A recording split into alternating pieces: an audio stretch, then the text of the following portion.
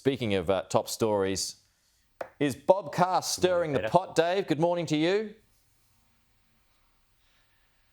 I think he is stirring the pot. I don't know how he would possibly know who leaked those text messages. I do also think, I understand that people find these things salacious, but ultimately I don't think they're particularly newsworthy. People have character assessments of one another all the time. I think what matters when you're assessing a government is the decisions it's taking, the policies it's implementing, those sorts of issues. So yeah. I think it's unfortunate that there's been the amount of attention on this that there has been, and I'm very keen just to move on. Yeah, but politics, as you know, Dave, it's a blood sport, and there is a bit of strategy potentially behind it. It takes the focus away from your messaging. So has Bob Carr succeeded? Oh, I don't think so. I mean, I think he's added another few tweets to the news cycle of the story. But I think Parliament's back this week. The nation will be focused on some pretty big issues that Parliament's considering: economic recovery from COVID, the religious discrimination legislation, a number of things like that. I think we'll get back to the main topics of business pretty quickly. Okay, but what he has identified, I suppose, is that, or what he has highlighted, is the fact that you or the Prime Minister just can't get clear air at the moment. Look, it's politics is always a struggle to get your message out and talk about the issues that you think matter, whilst other people want you to be talking about other things. That's not unique to this particular point in time. I think every government and every political party struggles with getting their own message out against a competing wave of any number of other things that are trying to get people's attention. It's a crowded marketplace. But what we need to do and what we must do is focus on the issues that matter to Australians: their job security, their health, the recovery from COVID, getting them CBD back to work, what you've been talking about earlier in the report. These are the things that are going to have a material impact on lives. It might be interesting to read the salacious gossip, but ultimately it's not going to change people's lives very much. The things that they look to governments to do are the things that we need to be talking about. Yeah, I mean, I suppose, like it or not, gossip does tend to have cut through. But what are people in your electorate saying to you, Dave?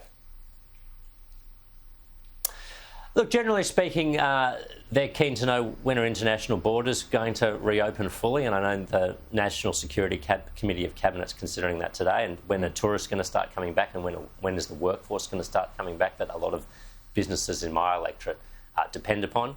I think people are anxious to see how schools returning goes, and I think the first week has been very positive, but people are obviously still getting their children tested every few days.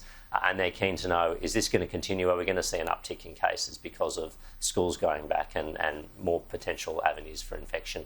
And I think the last thing is, workforce pressures. Workers are certainly, I think, benefiting from a skills shortage and a workforce shortage. There's figures out that Treasury released showing that about 300,000 people have changed jobs in the last 3 months and going to jobs which are paying them 8 to 10% more. That's good for workers, but it's also not great for businesses and their bottom lines who are competing for these limited pool of workers. So how are we going to alleviate some of those supply chain pressures on the economy? Are you getting many questions, though, about the Prime Minister's character?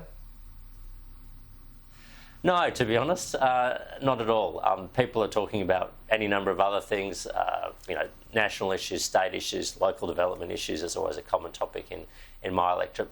But no, I've been surprised that, to be honest, it's not coming up at all. Okay, not one question?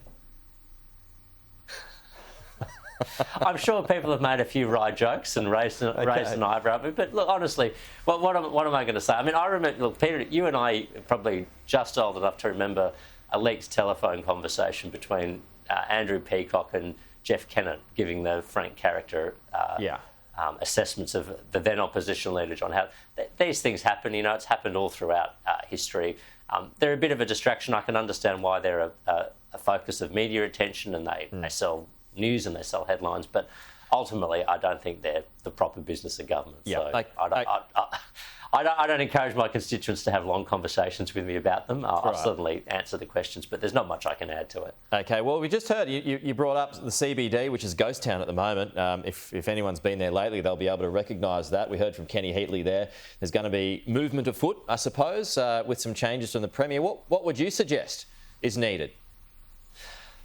Well, look, I think most important is to get the workforce back, and it's here that the government and the state government can really take the lead. I mean, there's big public service workforces in the Sydney CBD at 52 Martin Place, just near where I'm sitting right now, but also in Parramatta. And the private sector will take their lead from the government. If the government starts telling their workforce it's time to get back in the office, the private sector is going to follow very quickly.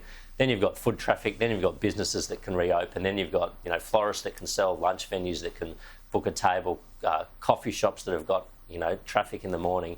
Because if you're here now, and I've just been here having a look around, I mean, it's ghostly. It's really depressing, and I really feel for all the businesses that have had to shutter their doors or are operating on skeleton staff and have had a really tough last 18 months to 2 years. I think we need to get the CBD back to work as quickly as possible. Yep, agree. Dave Sharma, thanks as always for your time. Talk to you soon. Thanks, Peter. Great to join you.